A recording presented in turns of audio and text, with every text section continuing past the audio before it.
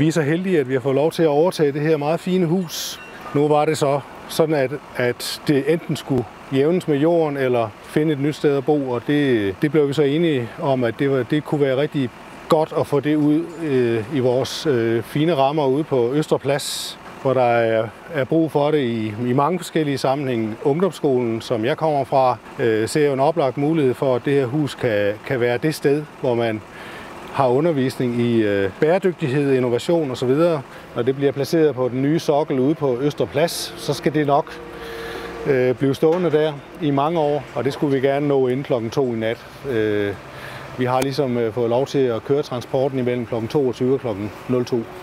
Det har været rigtig sjovt at følge den her proces og være en del af den, sammen med gode folk som Anders, du har lige her ved siden af, der står og knokler igen med at få det her til at virke.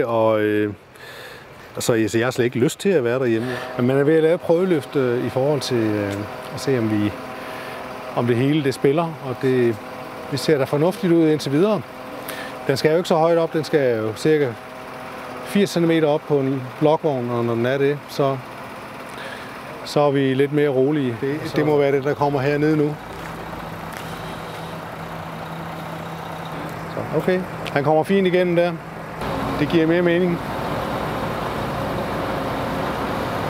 26 ton, sagde han, det vejede. Ja. Med stål og det hele. Nej, 30. Og 30 med stål? 30 med stål og hoved og... Men han sagde ikke lige, at der var 26 ton på vægt? Han sagde det, han sad op i, han kan 30 ton? Okay, 30 ton. Wow. Ja, en akkuratesse, som man næsten ikke fatter det. Det sagde på flot bakke. Det bliver spændende. Der var noget god timing.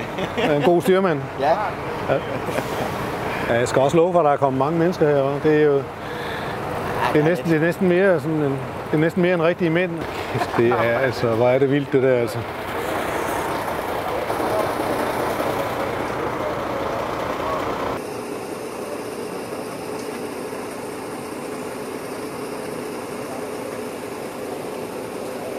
Præcisionsarbejde, så det vil noget det her.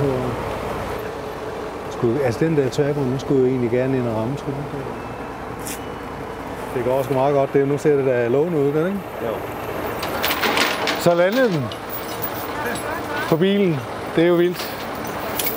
Og kranfolk, det ser glade ud, så vi tror på det. Det ser jo helt vildt ud, det der, altså. Ja, det gør det. Står der. Det eneste, jeg er bekymret for, det er, hvis en eller anden har parkeret sin bil derude. Nå ja. Men så er det er bare politiet. Jamen, det ved jeg godt, men... Altså, det tager tid, ja. Ja. Nu er det også ret spændende, om det kommer hele vejen ud af pladsen her. Vi skal jo ned og køre slalom rundt omkring det her parkeringsanlæg.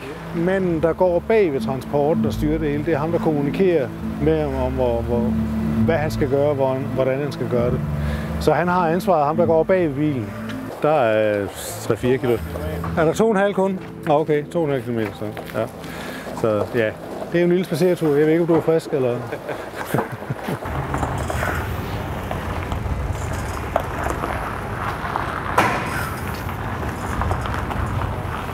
Det er fedt at se den.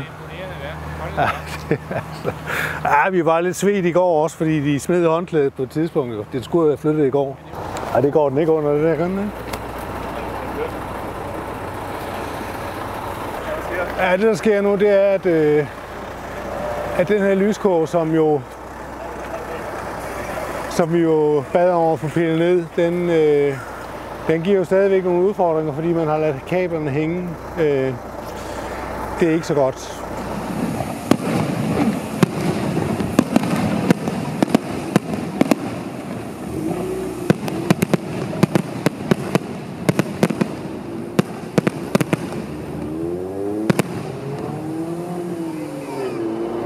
Imponerende. Så er vi nærmest under ledningerne.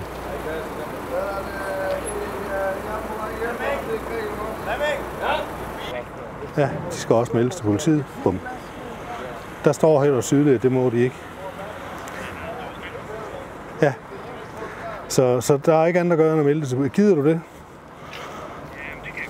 Det må du meget gerne gøre. De skal væk nu, simpelthen. Ja, så må politiet tage affære med at få kontaktet dem, der ejer bilerne. så de kan få dem fjernet. Eller også så tager Falck-zonen dem og fjerner dem. Jeg hører noget om, at der skulle være gang i noget vejarbejde hernede ved... Er der det, eller hvad? Det siger de. Det er ikke så vanvittigt heldigt, hvis det er tilfældet. Ja, på det ensrettede stykke, hvor vi skal køre nu her lige om lidt. Imellem Rødgårdsvej og Nyborgvej. Skulle der holde en stor lastbil med noget vejarbejdegang i den. Hvad finder vi ud af her? Hvad siger du? Det flytter nu. Ej, hvor er det godt. Pissegodt. Super. Det er en ordentlig skrummel, der kommer her lige om lidt. Ja, det var derfor, jeg skulle flytte mig. Det er fandme godt. Nej, altså de mener, de lige når at flytte sig her, inden at vi kommer forbi. Jamen, det er jo vores svigersøn, der er projektleder, det er Anders. Okay, det er Anders simpelthen, ja. Fuld huse, Ja, men han har virkelig gået all in, Anders, ja, det må vi sige. Det er helt enormt imponerende. Jeg tænker også bare, imponerende. hvis der sker noget med det hus, det er næsten ikke til at bære. Nej, det er det ikke. Han har virkelig brugt mange timer og lagt så meget energi der. Ja. Ja, det var også rigtig meget det, der inspirerede til at redde huset, vil jeg sige. Ikke? Ja. 100 meter fremme, Niels Peter, der skal vi til venstre, ind ad den lille vej. Ikke også skal vi lige ride op over kantstenen, så vi har cykelstien at tage af. Men så er der lige en gren der. Der er 7,20 meter op, og vi er 7,20 meter høje. Hvad gør de så? Kan de klippe det? Eller også må de køre kranen herom på den her side, og så få den til at skubbe grenen højere op, når de kører under måske. Ja. Anders, lad os prøve noget tæve. Ja, med vægt. Går det, Lars?